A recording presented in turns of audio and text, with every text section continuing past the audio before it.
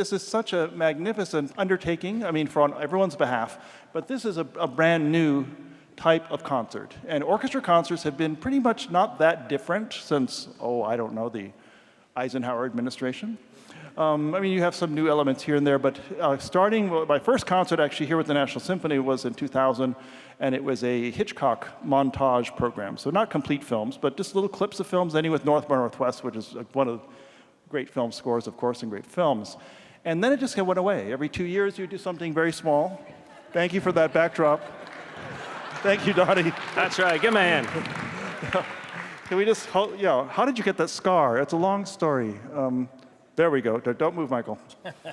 And since then, we would do a movie program every so often, and then suddenly in 2006, we had The Wizard of Oz, which was the first full-length movie that we did a long time ago.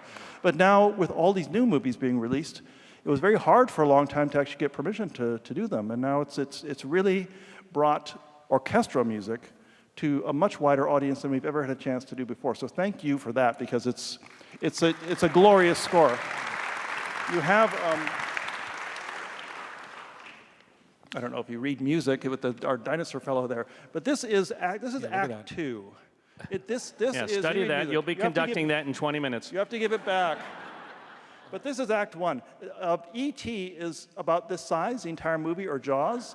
And Michael will tell you, music has gotten more involved. There's almost everything is underscored. And how's that come about? Well, a lot of times, the biggest struggle is finding out where not to put music, because you don't want music everywhere. If you have music everywhere, it's like sitting next to someone in a movie theater who's just doing this to you all the time. You're like, man, I'm trying to watch the movie. Stop it. Stop it. So you want to find places where you don't have music so that when music comes in, it means something. It's important. It has something to say, as opposed to just being wallpaper. These movies are pretty long. I mean, E.T., I don't know what the running time is of that film, but I mean, a lot of movies have gotten a little bit longer, a little more sophisticated, and then storytelling and all of that. So there's more music, and now we have 2 books. You could really hurt somebody if you threw that at him. No, you could, and you look back at Max Steiner. We were talking about sort of the father of film music, starting with King Kong and then Gone with the Wind. Gone with the Wind is almost entirely underscored, but it's a lot of background music, and you write mood pieces here and there, quiet pieces, but none of this is background music. This is very much music in the forefront. No, it's music is storytelling, and I remember my first film was a film called The Incredibles, and right, and the new one comes out June 15th, Incredibles 2. I know it's been 14 years. I apologize. We were busy. But when Brad Bird, who directed that film, hired me, he said to me, he goes, welcome aboard. I'm really excited to have you. This is going to be the hardest job you've ever had. And I was like, okay, I'm up for that. I'm ready for that. And he said, and your music could ruin my movie. And I was like, wow, that's a great way to start out this relationship. And I said, well, I'll do my best. He goes, no, what I mean is, if you and I are not hand in hand in the storytelling every single step of the way, the audience is going to start feeling and thinking something that we don't want them to feel or think. So he and I have to make sure that whatever moves I make musically and whatever moves he makes story-wise are in sync all the time. That way, we don't lose you as an audience, and you're there all the time with the characters, with the story, with the emotional arc that is happening. And that's a really important thing. And that's one of the relationships. The most important thing about the relationship between a director and a composer is finding that road to travel together and staying on that road. That was something that really struck me that Michael, actually I didn't realize till recently, is that you went to film school. Yeah. And you'd think that you would have gone to music school. No. And the fact that you went and learned, the structure of film, the language of film, and then allowed that to inform your ability to communicate with a director, especially in a movie like this, just in watching it, I was realizing how hard we made your job, especially in the first half when we were, you'd have a scene where a dinosaur is eating like 7 or 8 people, and then the next scene is 2 brothers talking about, their parents' divorce. To be able to go between those tones so quickly and adeptly and bring the audience along through those peaks and valleys, it's really deft and pretty incredible work. Yeah, it is. Thanks. And as a conductor, I always look at, when I explain what a conductor does, I always say it's basically like a film director. I mean, I have my score, which is my script. Instead of actors, I have musicians on stage. And if you look at my score, or any score, Beethoven, it doesn't say conductor. It just says orchestra. So I'm, with an idea of how it should go. I look at myself as being off camera, even though I'm on a silly box. But what does a producer do? Because I never, executive producer, because it seems like whenever you make a hit film, the next thing you are is a producer. And you're not directing. That's what you get. That's what they give you. That's a little bit true. On this film, it's a little our family at Amblin. We've got an Amblin T-shirt down front. Our family is very. It's very much a process that allows 3 directors, me, Steven Spielberg, and Frank Marshall, who directed Arachnophobia. It's an awesome movie. It's a great movie. It's a great movie. To support another filmmaker, and make sure that he has everything that he needs, and that we make sure that everything that's in his head and J.A. Bayona's head is able to get on the screen. And for me, as an experience, yes, I was also the on-set writer on the movie, so I would show up with my backpack every day, my laptop, be like, "What do you need, man?" And that kind of spirit, that kind of collaborative spirit, is something that Steven and George Lucas had when they were doing Indiana Jones. And that's, I admire that so much, the ability for 2 directors who probably, can have their own egos and their own visions to be able to wipe all that aside and work together to make something that is hopefully more elevated than what either of them would do alone, which I think we've done with this next film. We're really, really proud of this movie. That's really what the job is, and I loved having the job. I do want to mention, we have another guest over here. Yeah, so Matthew. Who's a real deal paleontologist. Matthew, would you Yeah.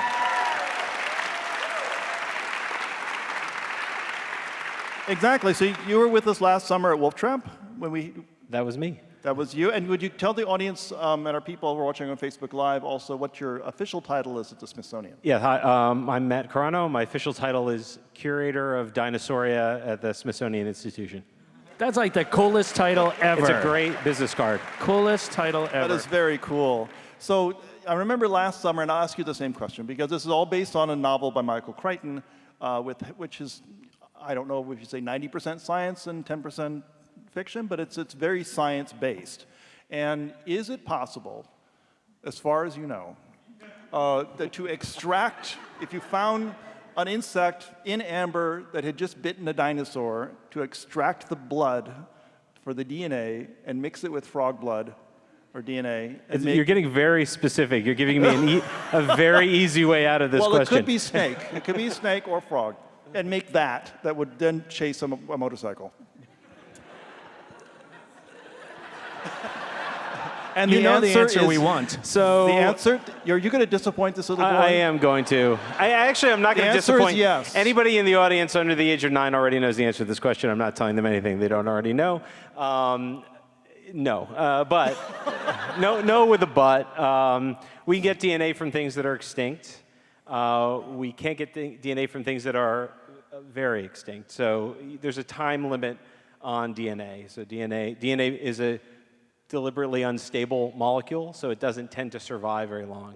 But you can get other molecules from dinosaurs. You can get the fingernail off a dinosaur claw, and it looks just like the fingernail off a bird's claw. It's survived 66 or 80 or 100 million years. So those are molecules that are tough molecules. They last, but DNA does not last very long. So even if it's preserved in airtight amber. If you could do that, that's the problem. So, we get it out of, say, a frozen woolly mammoth, but there was no ice back then, so there's nothing to freeze since then.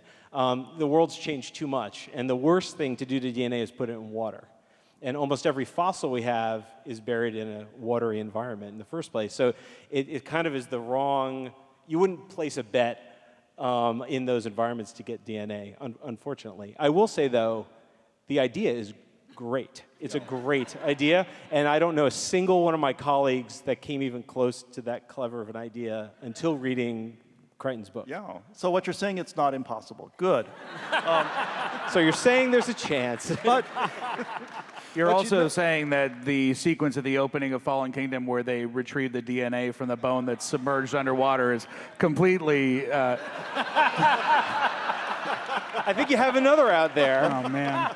It's what, 10 years? It's not that long? We were so proud of that. I'll go now. I'll show myself out. But you know, movies have such an incredible power, and you look at, I have so many of my colleagues on stage here at the NSO and people I know all over the country who became musicians because of Disney's 1940 Fantasia. And that really changed a lot of people's lives, including mine. And you look at the original Star Trek series in the 1960s and how many astronauts, young people were inspired. Mae Jemison, the first African-American woman in space, was inspired by Nichelle Nichols, who was friends with Dr. King. And so it has a resonating cause and effect that you don't realize, I think, at the moment. And Jurassic Park had a huge effect on your industry and on inspiring all sorts of young people to go in. But what did you think when you first saw it? And Colin mentioned that earlier, and I think if you look at young people in paleontology today, they will all point to Jurassic Park. I hesitate to admit to all of you that I was in graduate school when Jurassic Park came out already, so I was already going to be a paleontologist. I can't lay it on the feet of this movie specifically, but had I been a little younger, I'm sure it would have been true. I will say that you can go to museums all around the country, and there's a huge new dinosaur exhibit coming soon to Smithsonian as well. All of that, I think, is a product of Jurassic Park. And I think what Jurassic Park did on top of inspire people is it made it okay for grown-ups to like dinosaurs, which was never true. When I was a kid, it was not true. And so museums respond to that. I mean, I think I have a job because of Jurassic Park. Yeah. 30 years ago, there wasn't a museum in this country that had a dinosaur paleontologist on staff, and now they all do. That's fantastic. Yay. Yes. So, Michael, you have, of course, an Oscar. It's right here. You have a Grammy and an Emmy, all incredibly well-deserved. You don't have a Tony Award, however. So, when is anyone got an extra? When is Jurassic Park the musical? Is that It's funny you should mention that. No. Yeah, when is that? That's what we're here to announce. Coming to Broadway. That is amazing that you have. I mean, I wouldn't put it past you, and the fact that you're able to, you have made so many different kinds of movies. When I think of the score for Incredibles, which is this very jazzy, kind of a vibe, compared to Planet of the Apes, compared to the Marvel work that you've been doing, like it is all so different, and yet they do all have something in common in that it seems like in every score you're always making sure that you make a choice that no one is expecting you to make. That is, they're listening to the melody. Even if they've been listening to music for their entire lives, their brain is going to go to this one note, and you're like, we're going to this note. and I love that. I think it's just an amazing gift. I always look at that as my ineptitude. Like, I feel like, I wasn't smart enough to go to the note they want me to go to, so I end up here. Missed it by that much. No, it works wonderfully, and it's amazing. Just when I'm conducting this, we had rehearsals yesterday and today, and the show, of course. And I'm so drawn in. I have to remind myself that I'm working because I get so drawn into the story, and it's so compelling because at the core of it, like Star Trek, we're talking last night. At the core of Star Trek is kind of a buddy picture. It's Spock and Kirk, and that's when you care for them and you care for the other characters. But it's basically these two guys who are dear, loving friends. And I think the heart of Jurassic World is the story of the two boys. I mean, that's what really, you have all this other stuff, but they're estranged. The one teenage boy's, squirrely, and the other one's like a little kid, and he doesn't care for him in the same way. At the end, they're a family, and even I would hope that they would not get a divorce at the end because they'd be happy, and you don't know, but well, the thing that we were looking for, and there are really three stories of people learning to respect and understand each other that are going on in this movie. You have the brothers, you have Owen and Claire, and then you have Owen and Blue. And Blue is such an important character. The dynamic between them, the respect that's created between them, the complete transformation that Claire goes through from being someone who looks at dinosaurs as assets on a spreadsheet, as from a very corporate point of view, into these living, breathing creatures. And in Fallen Kingdom, she's a dinosaur activist. Like, she's gone completely to the other side of the spectrum. Well, It's in the scene right after the one you Yeah, saw, like so it's not it's- that big of a scene. but to be able to take these characters to mature them in the same way that hopefully the relationship with the dinosaurs is maturing, and hopefully our relationship with dinosaurs is maturing. And I throw this back to you in that, as we learn more and more about dinosaurs, and I feel like both exist to educate other people and to point out how completely wrong we are in the way that we present dinosaurs to the world. And we made a very, there's a scene in this film, we made a very clear point to acknowledge that these are theme park attractions, that they have frog DNA that is spliced within that makes them, in some cases, scaly, green, and I'm very interested in us being able to catch up with the current understanding. So what are some of the key attributes that are missing from these dinosaurs? I know I'm setting myself up here, but I think everyone is really curious that you feel that we can help move us forward. Well, I mean, let me start by saying I had a great time watching this movie, and I didn't sit here thinking, oh, that one's wrong and that one's wrong. I'm not one of the. I don't like going on Twitter and just complaining about that, because it's not a documentary. It's not supposed to be a documentary. It's supposed to be enjoyable. And I actually loved the moment where I love that moment though, because it's like it's B.D. Wong saying, just take a breather, just relax. Have a good time. So I think we are ourselves catching up to what dinosaurs look like, and we have to face the fact that we thought we knew a lot, and we know very little now. So Blue and all the velociraptors would be almost certainly covered in feathers. All these predators probably would have some sort of covering on them. Velociraptors are, they're this big. I'm sorry to tell y'all. They're teeny little things. They're all probably pretty quiet. I always, like to disappoint people. Dinosaurs don't roar. And they certainly don't roar right before they're going to have their dinner. It's a good way to starve. So I think dinosaurs would, right? I mean, lions don't walk up to zebras, scream at them, and then run after them, right? That kind of stuff. But I think they would. I think even as a scientist, I think we are at the point now where we don't know. I mean, we know we don't know, and we used to say, oh yeah, they all look like lizards. I think who knows? I mean, I have a question about the T-Rex. There was in past years they had said, oh, it can go up to 40 miles an hour, and now all of a sudden I'm starting to read articles. Well, we're rethinking that. Can you explain that a bit?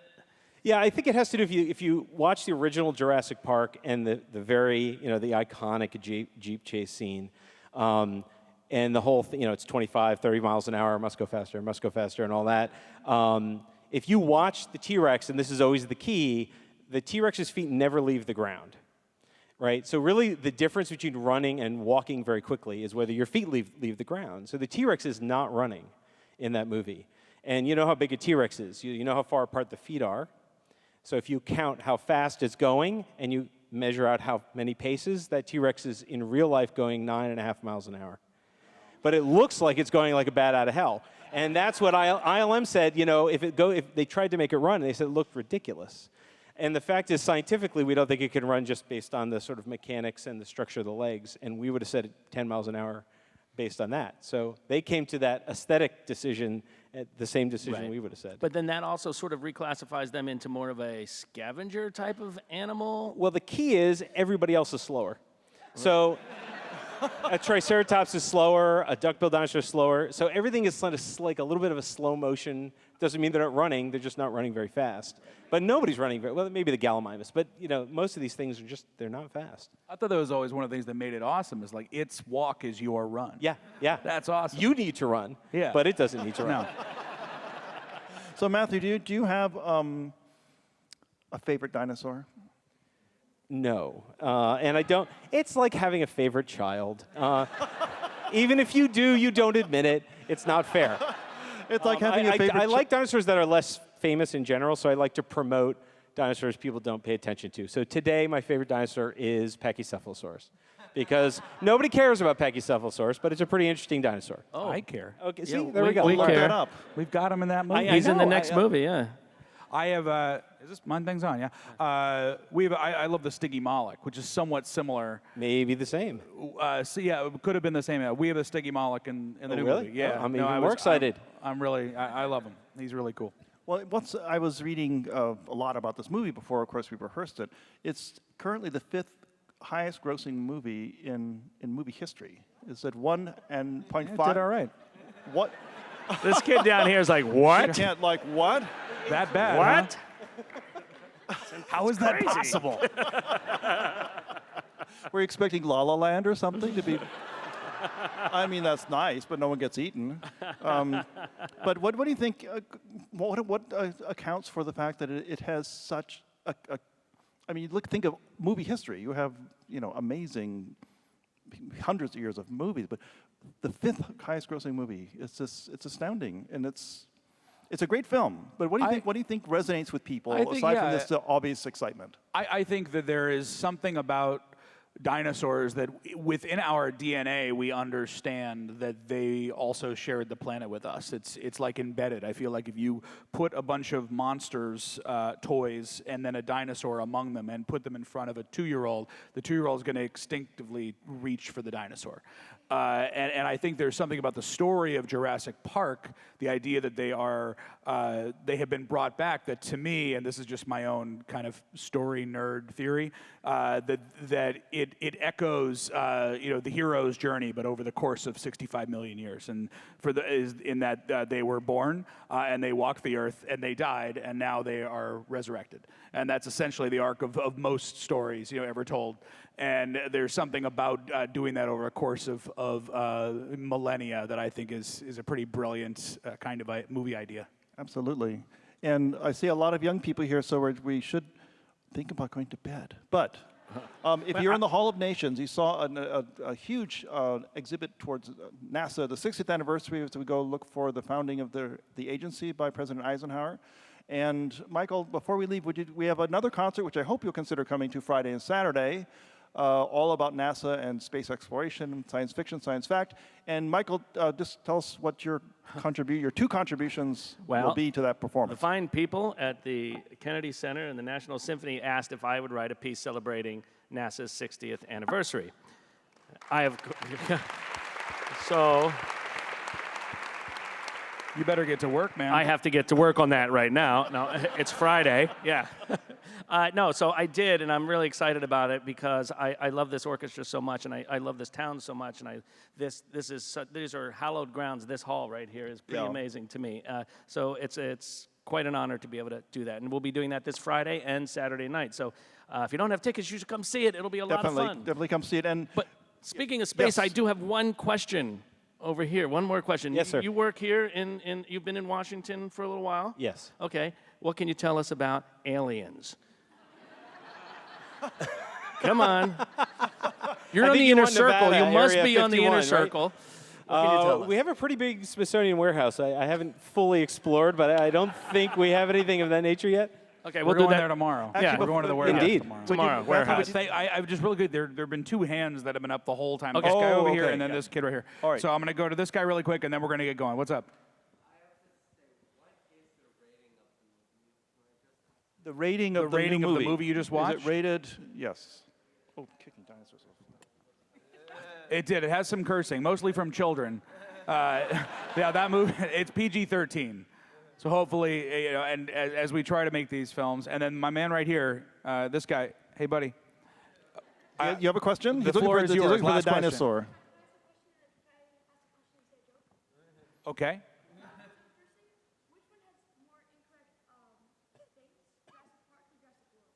Which has more incorrect things, Jurassic Park or Jurassic World?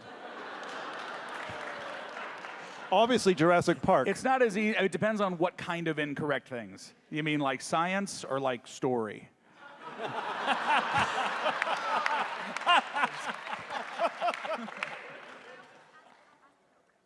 Okay, you can say a joke. Here we go. What What sound does a a dinosaur make when he sleeps? dinosaur? Dinosaur. We'll be here all week, ladies and gentlemen. Thank you, Thank you folks. very much. Thank you for coming. Let me get my-